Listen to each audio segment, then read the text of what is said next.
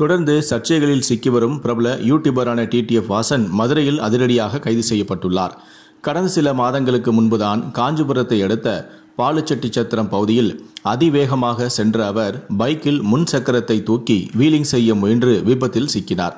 இதில் டிடிஎஃப் வாசன் படுகாயமடைந்தார். கையில் எலும்பு முறிவும் ஏற்பட்டது. மருத்துவ சிகிச்சைக்கு பிறகு அவர் கைது செய்யப்பட்டு சென்னை புழல் சிறையிலும் அடைக்கப்பட்டார். 45 நாட்கள் கழித்து அவர் ஜாமீனில் வெளியே வந்தார்.